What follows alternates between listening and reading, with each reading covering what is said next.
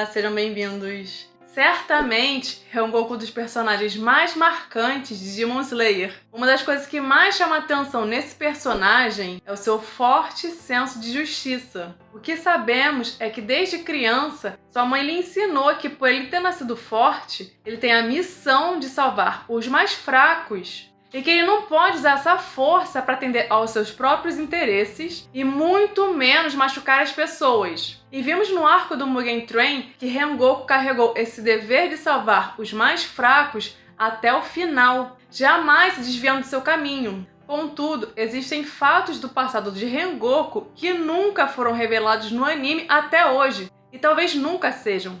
E nesse vídeo eu vou te contar como Rengoku se tornou um Hashira, qual a sua relação com a Mitsuri, a Pilar do Amor, e como foi a luta de Rengoku contra a Lua Inferior 2, o Hairu. Mas antes disso, eu peço a sua ajuda para crescer o canal, e basta clicar no joinha, se inscrever e ativar o sininho para receber notificações e sempre ficar sabendo dos vídeos novos, ok?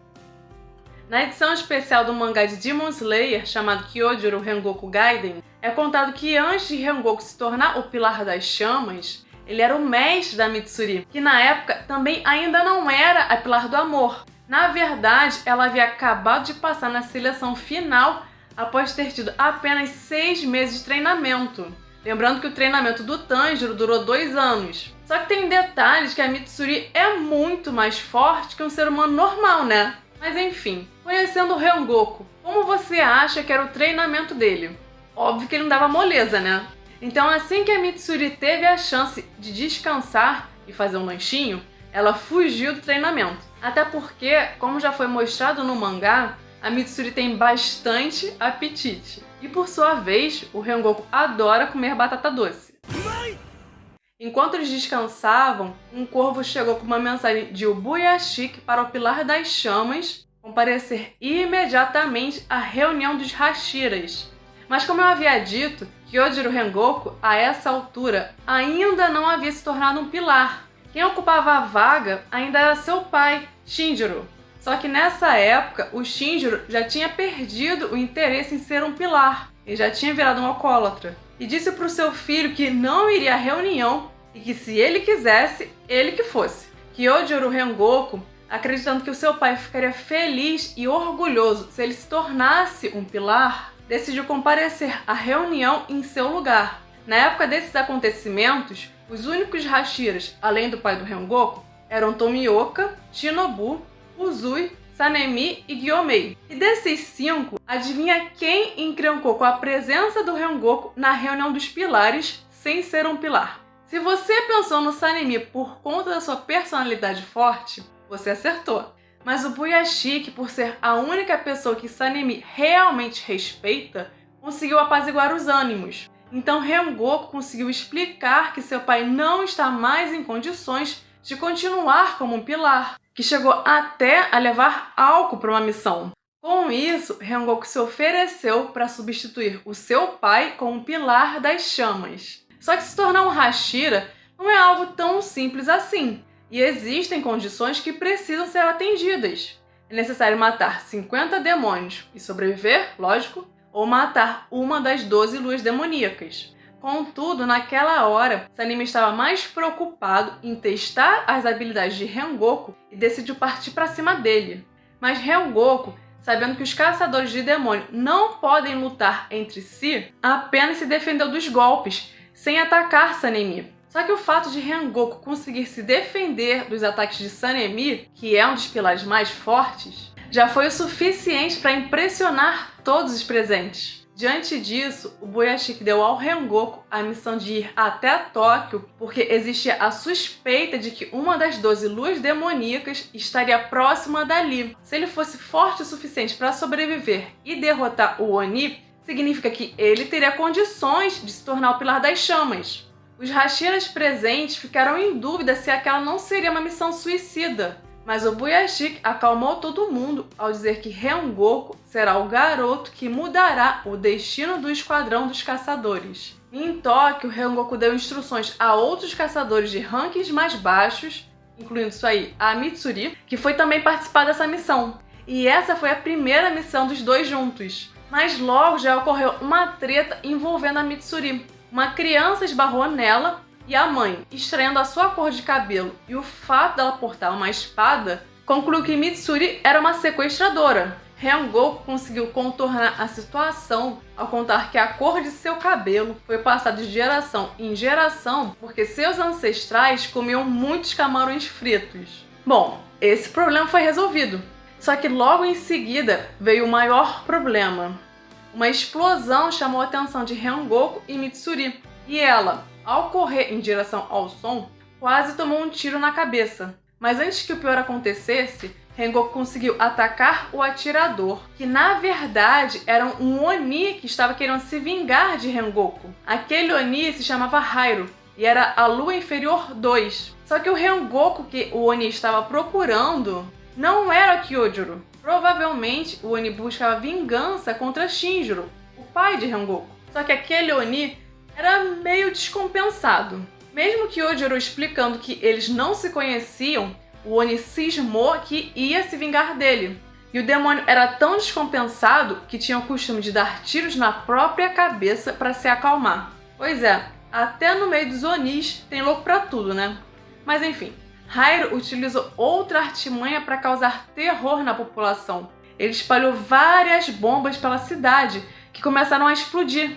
E qual era o poder desse Oni? Hairu podia atirar com várias armas de fogo ao mesmo tempo que saíam de seu corpo. Nesse capítulo extra, não foi contado sobre o passado desse Oni, mas pelo símbolo na boina que ele usava, aparentemente, quando humano, ele deve ter sido um oficial da polícia ou das forças armadas. Mesmo o Rengoku sendo rápido, habilidoso e já tendo dominado as respirações das chamas, a luta contra a Lua Inferior 2 não foi nada fácil. Até porque o Oni ainda se valeu de artimanhas durante a luta, fazendo uso de armas e explosivos. Em um primeiro momento, Rengoku não conseguiu cortar o pescoço do Oni. Por sua vez, o Oni, mesmo machucado, conseguiu fugir e fez Mitsuri como refém, apontando uma arma para sua cabeça, dizendo que ela será usada como vingança. Só que ele não contava que Rengoku não seria derrotado tão rápido. Ocorre que a força do Rengoku é um reflexo de sua decisão de salvar pessoas e de seu forte senso de justiça. E isso a gente já viu quando o Rengoku lutou contra um Oni naquele episódio inédito, o primeiro do arco do Mugen Train, e principalmente na luta contra o Akaza. E nessa luta contra a Lua Inferior 2 não foi diferente. Mesmo bastante ferido, Rengoku conseguiu salvar Mitsuri porque ele sempre tem em mente a missão de salvar os mais fracos. Rengoku não ia deixar que as chamas que queimam em seu coração se apagassem facilmente.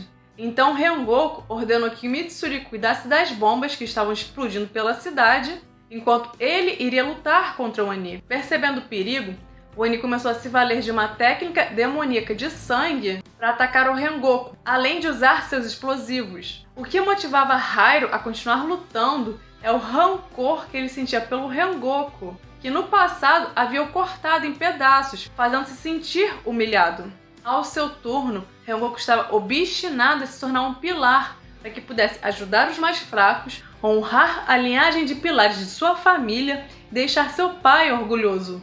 Enquanto isso, Mitsuri, ao desarmar uma das bombas, acabou sendo atacada por lobos da técnica de sangue do demônio. Ela entrou em desespero porque não conseguia derrotar os lobos e nem usar a respiração das chamas que Rengoku ensinou. A única opção que sobrou foi tentar usar a força física. Mitsuri percebeu que uma criança e sua mãe estavam em perigo. No caso, foi a mesma criança que tinha esbarrado na Mitsuri e deu treta com a sua mãe porque ela achou que a Mitsuri era uma sequestradora, né? Mas enfim, quando os dois estavam prestes a ser atacados pelos lobos do Oni, Mitsuri conseguiu defendê-los, mesmo sem saber como exatamente conseguiu fazer aquilo.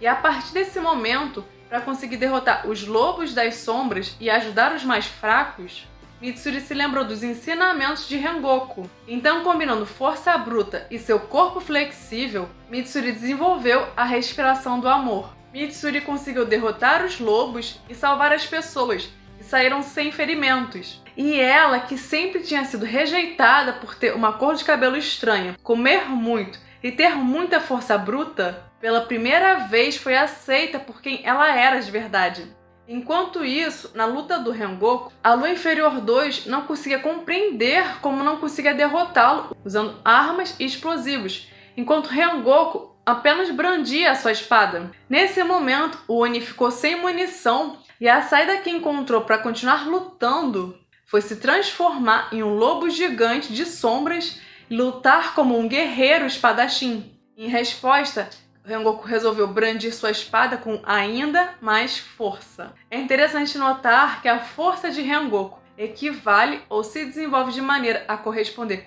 ao seu forte desejo de proteger as pessoas e cumprir sua missão, fazendo com que ele sempre supere seus próprios limites. Rengoku utilizou a última forma da respiração das chamas, a nona, que também se chama Rengoku. Em japonês significa purgatório, e era capaz de cortar qualquer coisa.